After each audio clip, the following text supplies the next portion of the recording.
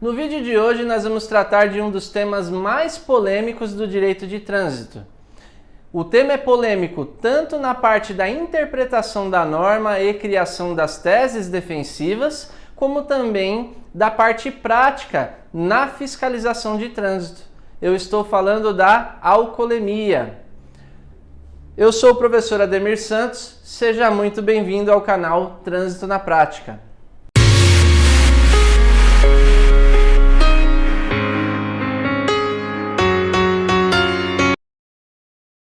No direito de trânsito, a fiscalização da infração de alcoolemia é um dos temas mais polêmicos que nós vemos em todo o Brasil.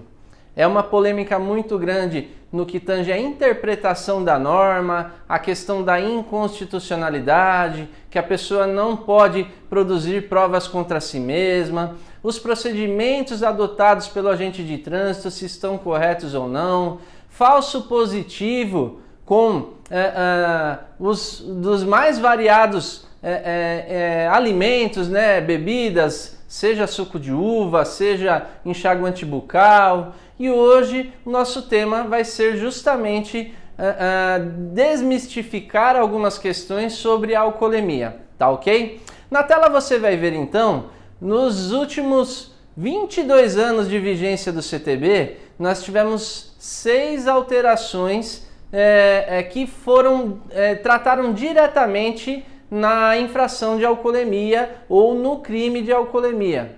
Temos então as leis 11.275 de 2006, a 11.705 de 2008, conhecida como Lei Seca, a Lei 12.760 de 2012, que foi tratada como nova Lei Seca, e você vai entender o porquê. A Lei 12.971 de 2014, essa trouxe aspectos criminais. Ela mudou alguma coisinha lá no artigo 302, não vai ser foco da nossa aula de hoje, tá ok? A Lei 13.281, que na verdade essa lei, ela trouxe aí uma mini reforma para o Código de Trânsito Brasileiro. E no que tange a infração de alcoolemia, essa lei, ela incluiu o artigo 165A. Ela criou o artigo 165A, que trata da recusa, tá ok?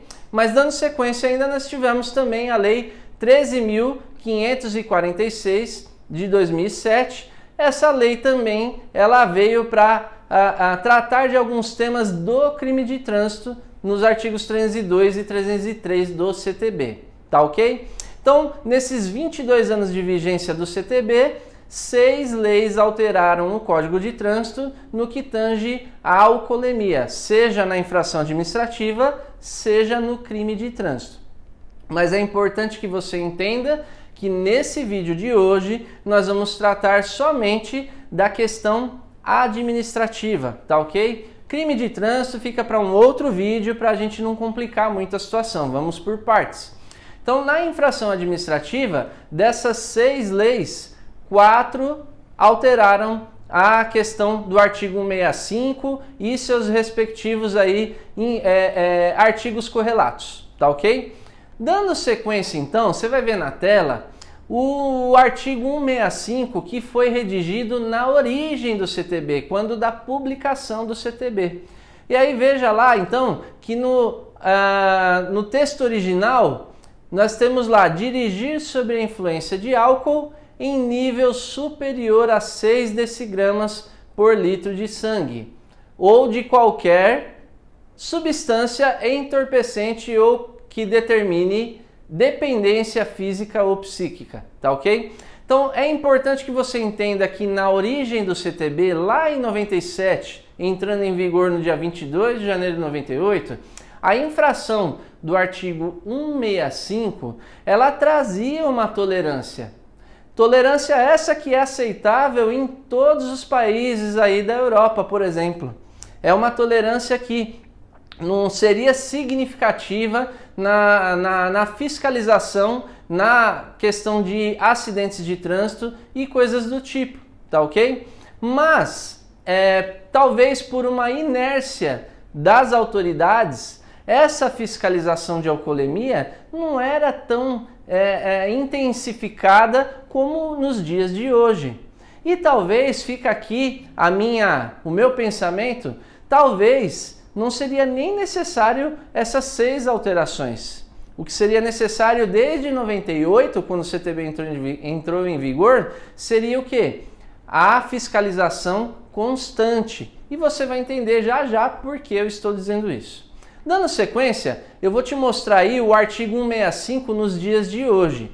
Houve toda uma evolução nesse artigo 165, mas só mostrei a primeira, o texto original, e o texto como está hoje. E aí na tela você vai verificar algumas mudanças, que de 6 decigramas por litro de álcool, você pode verificar que a influência hoje a tolerância é 0, dirigir sob influência de álcool. Isso significa que a tolerância é 0, tá ok? E além disso, houve a inclusão do tema do texto substância psicoativa.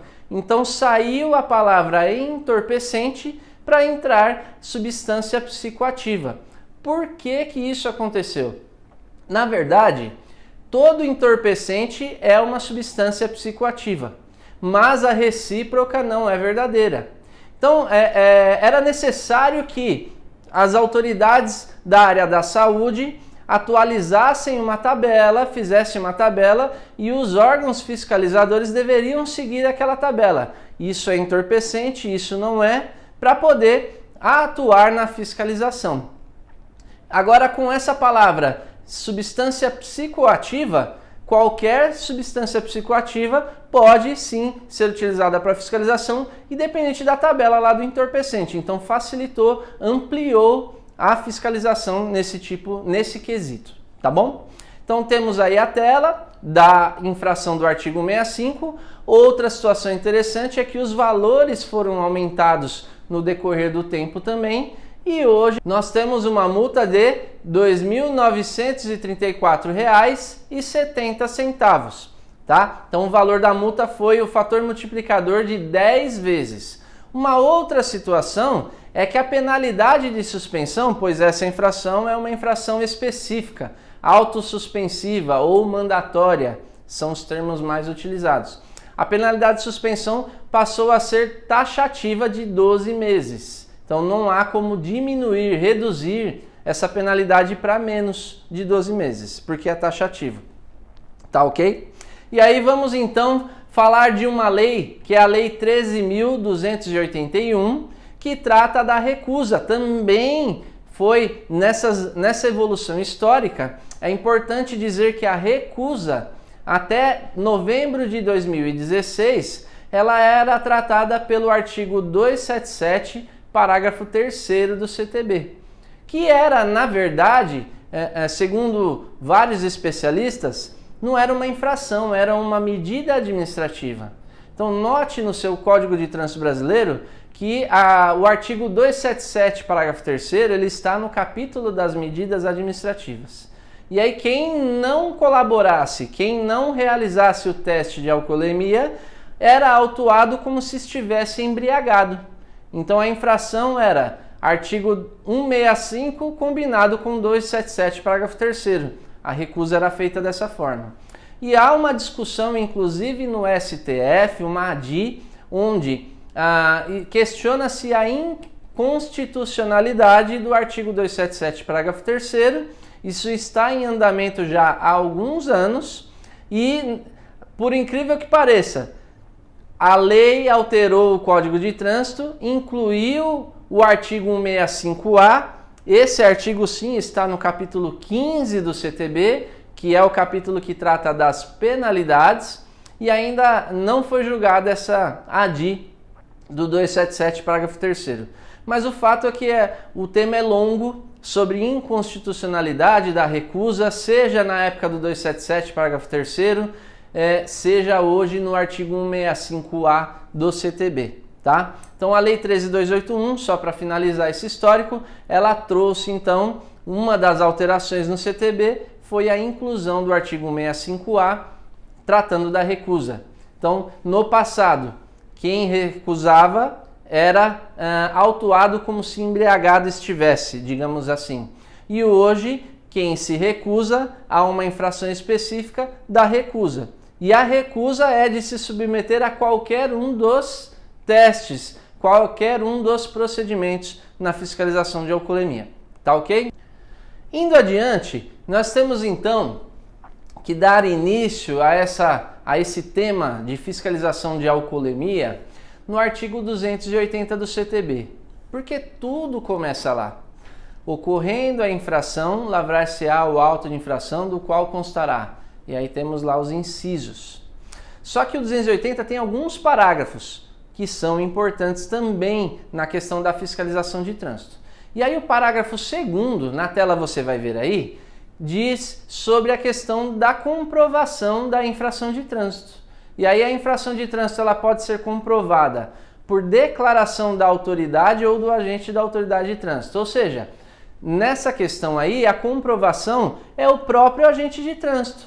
Ele, no momento da fiscalização, ele comprova lá e verifica e anota no auto de infração. Comprovação pela autoridade ou pelo agente é o próprio agente que vai lá e consta no auto de infração a situação observada, tá ok? Na tela você ainda vai verificar lá que a próxima parte é por aparelho eletrônico ou por equipamento audiovisual, reações químicas ou qualquer outro meio tecnologicamente disponível. Então veja que seja aparelho eletrônico, audiovisual, reações químicas, desde que seja regulamentado pelo CONTRAN, tá ok? Então qualquer equipamento eletrônico, seja ele audiovisual, seja ele reação química ou qualquer outro, vai ser regulamentado pelo CONTRAN. E nós temos vários equipamentos assim para fiscalização de trânsito no Brasil. O radar é um equipamento eletrônico medidor de velocidade. Os equipamentos não metrológicos que fiscalizam as infrações, como por exemplo o avanço de sinal vermelho no semáforo, parada na faixa de pedestre, dentre outras. Tá? Balança, decibelímetro que não é tão utilizado, mas há previsão. O luxímetro que trata da medição de transmitância luminosa, ou seja, verificar a transparência do vidro, da película, né, na infração de película automotiva. Enfim, um vasto rol de equipamentos eletrônicos que podem ser utilizados na fiscalização eletrônica, na fiscalização de trânsito, desde que sejam regulamentados pelo CONTRAN. Então essa é a primeira dica. Todo equipamento eletrônico deve ser regulamentado pelo CONTRAN. E não poderia ser diferente no etilômetro, que é utilizado na fiscalização de alcoolemia. Então o etilômetro ele deve ser regulamentado pelo CONTRAN. E como que o CONTRAN regulamenta algum equipamento? O CONTRAN regulamenta os equipamentos através de um ato normativo, uma resolução. Via de regra, o CONTRAN ele tem outros atos normativos, esses atos estão previstos lá numa resolução, mas a resolução é justamente o ato principal, tá ok? Então, a resolução 432, ela trata da regulamentação da fiscalização de alcoolemia, inclusive regulamenta lá o uso do etilômetro. Então na tela você vai verificar aí o cabeçalho da resolução 432, do que ela dispõe da fiscalização de alcoolemia, tá bom? E uma outra coisa importante é que os equipamentos etilômetros, eles devem ser regulamentados também pelo órgão creditado no Brasil. O órgão creditado, o órgão metrológico que cuida da questão metrológica no Brasil é o Inmetro. Então, o Inmetro necessita regulamentar esse equipamento. E aí na tela você vai verificar que o Inmetro regulamentou, ele autorizou a fiscalização de alcoolemia por meio de etilômetro através da portaria número 6 de 2002. Essa portaria ela traz todos os requisitos que um etilômetro deve existir. E falando sobre etilômetro, é importante eu já fazer um parênteses aqui para dizer que o etilômetro, você já deve saber que ele é popularmente conhecido como bafômetro. Mas nós, profissionais da área, técnicos, profissionais que atuam em profundidade, eles devem atuar de uma forma técnica, mostrando conhecimento. E justamente usando os termos corretos, você vai demonstrar isso na sua defesa, no seu recurso, nas suas teses judiciais, na sua petição inicial, tá ok? Na sua sustentação oral, que é muito comum hoje o advogado exercer essa questão da sustentação oral nos tribunais, tá? Então, vamos esquecer esse termo bafômetro e vamos utilizar o termo correto, etilômetro.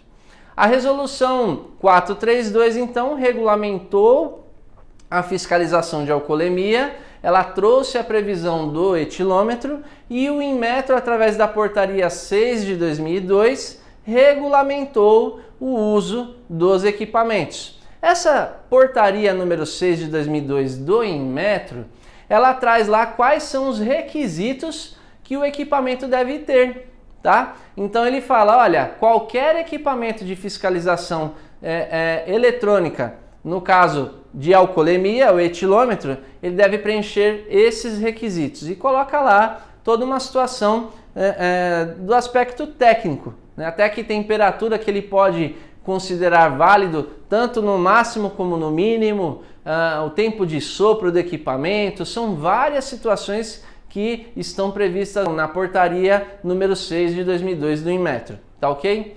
E essa então é uma situação interessante. Você que está aí estudando agora, anote esses dois atos normativos, a resolução 432 do CONTRAN e a portaria número 6 de 2002 do Inmetro. Falando sobre resolução, o artigo 2º da resolução 432, ele fala que a fiscalização de alcoolemia deve ser um procedimento operacional rotineiro. Então entenda o seguinte, lembra que eu falei agora há pouco sobre essa questão que talvez não seria necessário a alteração por 6 leis no que tange ao tema alcoolemia no CTB? O que bastava, gente, era só que as autoridades intensificassem a fiscalização de trânsito no que tange à alcoolemia. Por que eu falo isso? No passado, eu comecei a atuar como agente de trânsito no ano 2002. E naquela época, eu pouco visualizei fiscalizações específicas na área de alcoolemia. A fiscalização de alcoolemia ocorria de forma, talvez, de forma paralela a um acidente de trânsito com vítima, a alguma questão de dirigir uma manobra perigosa ou qualquer coisa desse tipo. E aí havia nesse paralelo aí uma fiscalização de alcoolemia. Caso contrário, não existia essas operações de direção segura, operação lei seca, como existe hoje no Brasil inteiro. E aí vem aquela essência, aquela pergunta, seria necessário tirar a tolerância de 6 decigramas? Caso a fiscalização acontecesse de forma intensa desde o ano de 98, quando entrou em vigor o CTB, fica essa pergunta. Porque 6 decigramas, um copo de cerveja ele já acusaria isso aí, tá ok? Agora, dando sequência, vamos ler o artigo 3º da resolução 432 que você vai ver na tela. A confirmação da alteração da capacidade psicomotora em razão da influência de álcool ou de outra substância psicoativa que determine a dependência, dar-se-á por meio de pelo menos um dos seguintes procedimentos a serem realizados no condutor de veículo automotor. Ou seja, o artigo 3º ele vai trazer aí quais são os meios, os procedimentos que vão ser constatados o quê? A alteração da capacidade psicomotora. São eles, inciso 1, exame de sangue. Esse é o mais comum, né, o mais tradicional, digamos assim, teste que ele vai trazer na íntegra, realmente, ele vai trazer ali qual é a quantidade, a concentração de álcool que está no sangue, tá bom? Inciso 2, exames realizados por laboratórios especializados, indicados pelo órgão ou entidade de trânsito competente ou pela polícia judiciária em caso de consumo de outras substâncias psicoativas. Essa é a segunda opção que a Resolução 432 dá, que é, via de regra, aí, na fiscalização de alcoolemia, os exames por laboratórios especializados, tá ok? Inciso 3, e o mais conhecido de todos, é o aparelho destinado à medição de teor alcoólico no ar alveolar. E aí, nessa questão, aparelho para medição do teor alcoólico no ar alveolar é o etilômetro, o vulgo bafômetro. Mas a concentração de álcool não está no sangue? Sim, está no sangue. E o etilômetro, ele, na verdade, ele vai fazer uma equiparação.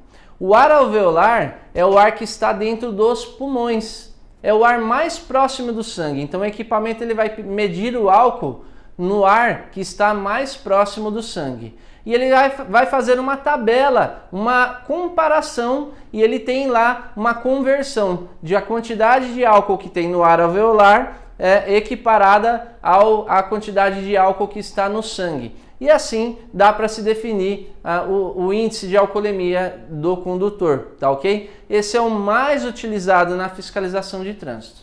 Inciso 4. Verificação dos sinais que indiquem a alteração da capacidade psicomotora do condutor. Esse também é, acho que o segundo maior procedimento, o segundo mais utilizado é esse procedimento, tá? Porque o agente de trânsito, na prática, ele não tem como levar para fazer exame de sangue, ele não tem lá um médico, um exame laboratorial em laboratório específico, especializado. Então, na prática, lá na rua, no dia a dia, ele vai usar o etilômetro ou então ele vai utilizar a constatação pelos sinais de alteração da capacidade psicomotora do condutor.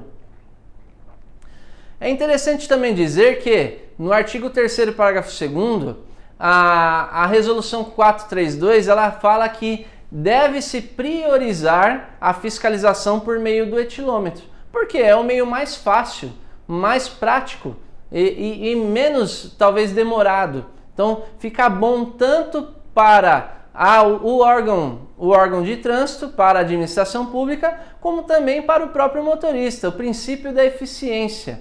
Tá? Então, a fiscalização deve-se priorizar o etilômetro, mas não significa que é o único meio a ser utilizado. Porém, há um questionamento enorme sobre esse artigo 3º, parágrafo 2º, porque vários condutores eles argumentam da seguinte forma: não confio nesse etilômetro, eu quero fazer o exame de sangue. Não confio nesse etilômetro, eu quero fazer um exame médico. E assim por diante. Mas na verdade, esses meios a serem ofertados para o condutor, eles são disponibilizados pelo agente de trânsito. E ele pode não ter condições de ofertar todos os meios, né? Ele pode não ter condições de oferecer esses 4 meios de constatação. E aí vale o que ele tem disponível naquele momento para ofertar ao motorista, tá ok? Outra situação interessante é o artigo 3º, parágrafo 3º da Resolução 432, na tela você vai ver. Se o condutor apresentar sinais de alteração da capacidade psicomotora na forma do artigo 5º, nós vamos ver esse artigo 5º logo logo, ou haja comprovação dessa situação por meio de teste de etilômetro e houver encaminhamento do condutor para a realização do exame de sangue ou exame clínico, não será necessário aguardar o resultado desses exames para fins de autuação administrativa. O que esse artigo 3º, parágrafo 3º quer dizer? Imagine um condutor de veículo que realizou o teste do etilômetro ou pela constatação dos sinais, a pessoa está visivelmente embriagada, inclusive num índice altíssimo que chega a estar cometendo também o crime. E aí o crime, só para que você entenda, a tabela da Resolução 432, anexo 1, ela trata lá dos valores, né, considerados, medidos, toda aquela situação. E aí é assim, de 0,04 para baixo, não há infração de trânsito nem crime. Acima de 0,04, ou seja, 0,05 até 0,33 é infração administrativa. De 0,34 para cima é infração administrativa e crime de trânsito, tá ok? E aí você imagina que um condutor de veículo automotor, ele fez o teste, deu acima de 0,33, crime de trânsito. E aí ele é conduzido para o DP, para a lavratura do boletim de ocorrência e instauração do inquérito lá no que tange ao crime de trânsito do artigo 306, correto? O agente de trânsito, ele não precisa aguardar o teste realizado para o crime, o exame clínico, o exame de sangue ou qualquer coisa do tipo. Porque na infração administrativa que ele tem competência, ele constatou. Lembra lá no artigo 280, parágrafo 2º que nós lemos? Ele constatou a infração e ele já pode lavrar mesmo sem sair o resultado dos exames clínicos ou exame de sangue, seja qual for lá do DP, tá ok? Então essa é uma situação interessante. Apesar de que há muitos profissionais que utilizam, olha, foi feito o teste lá no DP, foi feito o teste de exame de sangue, exame clínico e foi atestado que não estava embriagado. E aí esse teste se utiliza na infração administrativa. E aí, nesse sentido, é uma tese a ser criada. O fato é que o que vai favorecer ou prejudicar a sua tese é justamente o lapso temporal do momento da fiscalização, quando o agente constatou lá a infração, para o exame clínico que foi realizado. Se o lapso temporal for muito grande, isso vai prejudicar. Inclusive, alguns órgãos recursais, eles utilizam de atos normativos justamente para que seja pacificado esse entendimento.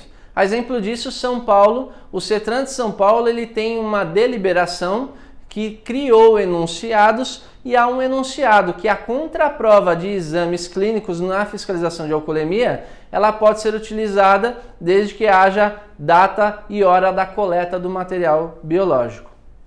E já que eu falei dos sinais de alteração da capacidade psicomotora, inclusive mencionei o artigo 5º, é importante que nós leiamos aqui o artigo 5º para entender essa sistemática dos sinais de alteração da capacidade psicomotora. Então na tela você vai verificar que o artigo 5º diz o seguinte: os sinais de alteração da capacidade psicomotora poderão ser verificados por, inciso 1, exame clínico, com laudo conclusivo e firmado por médico perito.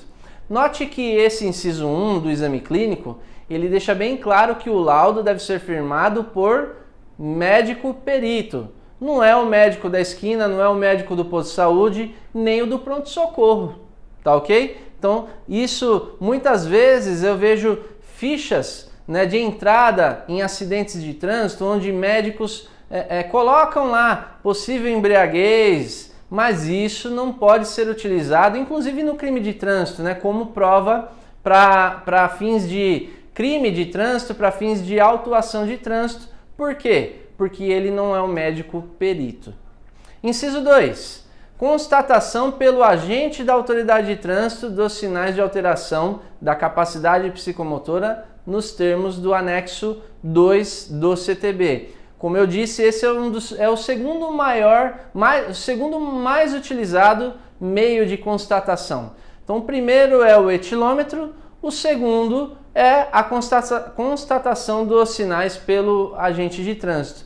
Lembra que eu li o artigo 280, nós lemos o artigo 280, parágrafo 2º, e aí é o primeiro quesito lá, né? O auto de infração, ele vai ser lavrado através da constatação do agente, é o primeiro lá, tá bom? E quais são os sinais que o agente vai constatar lá no momento da fiscalização? O anexo 2 dessa resolução 432 trata desse tema.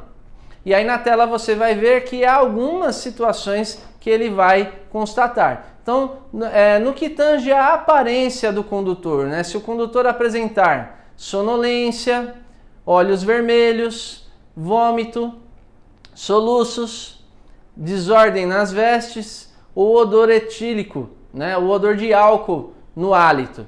Esses são os itens no que tange a aparência do condutor para que ele possa constatar.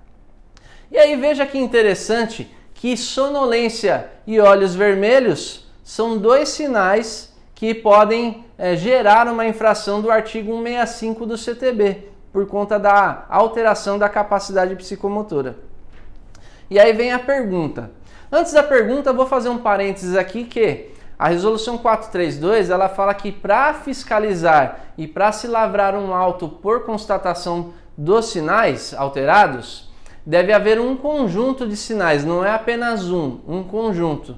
E aí entenda-se esse conjunto, 2 ou mais sinais de alteração da capacidade psicomotora, tá ok? E aí voltando, fecha parênteses, 2 sinais, olhos vermelhos e sonolência. Imagine um médico que sai de um plantão noturno e aí às 6 horas da manhã ele é abordado por uma viatura e o agente de trânsito ele verifica lá, olho vermelho, sonolência, cabe uma fiscalização, cabe uma lavratura de um auto de infração do artigo 165? Pela letra da lei, sim. E aí, esse é um entendimento meu e de algumas pessoas que os itens previstos na resolução 432 não são dos melhores para fins de caracterização de alteração da capacidade psicomotora no que tange a alcoolemia, tá ok? Inclusive, existe uma associação que é a Abramet, Associação Brasileira de Medicina de Tráfego, que na época da publicação da resolução 432, na época do estudo desse tema para a publicação da resolução, a Abramet ela sugeriu algumas formas de se constatar a alteração da capacidade psicomotora, como por exemplo, que o condutor coloque o dedo na ponta do nariz, assim como eu estou fazendo, que ele faça um 4, que ele ande em linha reta, atos inclusive que são muito comuns na Europa e em outros países, tá ok? No exterior. Mas o fato é que infelizmente o CONTRAN não acatou essa sugestão e fez da forma que está. E é um prejuízo enorme.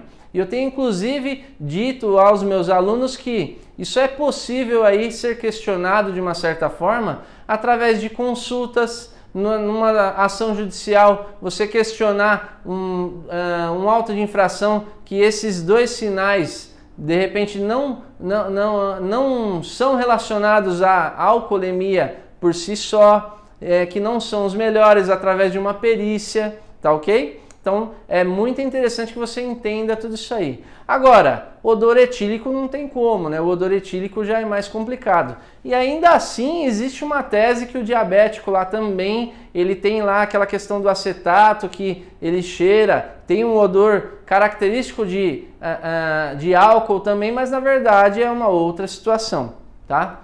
Desordem nas vestes, né, desordenadas, eu acho que isso não é o que vai prejudicar na condução de um veículo, a pessoa estar bem arrumada ou mal arrumada. Mas enfim, são coisas que estão na letra da lei e nós vamos trabalhar nas nossas teses defensivas. Na tela você vai ver o item B agora, quanto à atitude do condutor. E aí nesse caso tem lá a agressividade, a arrogância, a exaltação, ironia, falante e dispersão. E aí veja só, são também outras características que fogem um pouco da realidade da alcoolemia, ao meu ver. E eu não estou aqui criticando o órgão que criou, não estou criticando quem pensou dessa forma, quem concorda dessa forma. Mas ao meu ver, a agressividade, tem pessoas que são agressivas de natureza, são arrogantes de natureza, outras são dispersas, quem, quando, onde. Inclusive, pessoas no nervosismo, imagine você, um condutor que não está acostumado nessa rotina de abordagem. Se for uma abordagem um pouco mais brusca, porque em algumas regiões do nosso país acontece muito da primeira abordagem tratar de temas de assunto de segurança pública. Então é aquele famoso mão para a cabeça, encosta atrás do carro, faz aquela busca pessoal e a pessoa já fica nervosa. E quando ela fica nervosa, ela dispersa, ela não entende, fica um pouco preocupada com a situação e aí acaba entrando numa situação dessa, numa fiscalização por constatação de sinais, tá ok? Agora no item C, nós vamos ver então quanto à orientação se o condutor sabe onde está, se ele sabe data e hora, ou então no item D, quanto à memória, se o condutor sabe o seu endereço, se ele lembra dos atos cometidos. Olha, gente, se ele sabe onde está, se ele sabe onde ele mora, quais são os atos cometidos, aí talvez entre em outras questões que não seja de alcoolemia, por exemplo, né? Pessoa tem algum remédio, ela toma algum remédio, aí talvez entre na substância psicoativa. Então, dependendo da prescrição médica, ela fica impedida de dirigir. Tem algumas situações que vão ser tratadas nesses dois itens, tá? O item E, quanto à capacidade motora e verbal, se o seu condutor apresenta dificuldade no equilíbrio, e aí sim, são questões que podem ser trabalhadas na fiscalização. Fala alterada, então geralmente a pessoa que bebe, ela fica com a voz embargada, e aí a voz embargada com odor etílico, aí sim é plausível uma fiscalização por constatação dos sinais, e assim por diante. Tá ok, gente? Então, demos aqui uma breve passagem desde a origem do artigo 65 até os atuais dias de como está a tipificação da infração, qual é a resolução que cuida dessa questão da fiscalização por alcoolemia, quais são os procedimentos, como que se trata da constatação dos sinais pela alteração da capacidade psicomotora, você entendeu um pouquinho mais a questão de quais meios que devem ser utilizados, da prioridade e assim por diante. Quero te agradecer pela oportunidade de passar esse tempo com você. Se você gostou desse vídeo, dê o seu like lá para que o YouTube entenda que esse conteúdo é relevante. Se você ainda não se inscreveu no canal, já se inscreva e ative o sininho para receber as informações dos próximos vídeos. Lembrando que semanalmente nós teremos conteúdo para você aqui, tá bom? Fica meu agradecimento e até a próxima, gente. Um abraço!